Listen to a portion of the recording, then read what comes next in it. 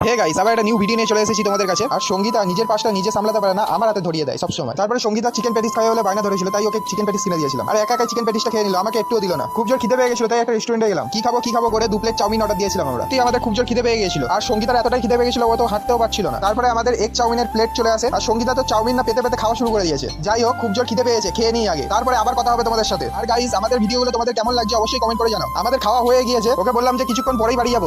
शाबाश बेटा। খাওয়া দাওয়ার পরে ভাবলাম যে এখন বাড়ি যাবো না, পাশেই ছিল চাঁদনি মার্কেট। ওকে বললাম একটুখানি ঘুরে আসি চলো। তাই আমরা ঘুরতে ঘুরতে একটু চাঁদনি মার্কেটের দিকে গেলাম। গিয়ে দেখি ভাই রে ভাই কত ভিড়, আর দেখি আইফোন রাস্তায় ছড়াছড়ি খাচ্ছে। আর আইফোনের দামও জিজ্ঞাসা করেছিলাম। চাঁদনি মার্কেটে আইফোনের দাম 10,000 থেকে স্টার্ট। আমার মতে বলে ওই ফোনগুলো না কেনাই ভালো। তাছাড়া ওখানে অনেক ইলেকট্রনিক্স দোকানও ছিল। মোবাইল ছাড়া সস্তায় ইলেকট্রনিক্স জিনিস নিতে চাইলে চাঁদনি মার্কেট তোমরা যেতেই পারো। এমনকি রিং লাইট, হোম থিয়েটার এইগুলো অনেক কম দামে পেয়ে যাবে তোমরা। এখানে কোনোদিন যদি আসো তাহলে মোবাইল আর মানি ব্যাগ একটু সাবধানে রেখো, কারণ চাঁদনি মার্কেটে আরেক নাম চোর বাজার। আজ ভিডিওটা এতটাই। ভিডিওটা ভালো লাগলে লাইক কমেন্ট শেয়ার করে দিয়ে যেও।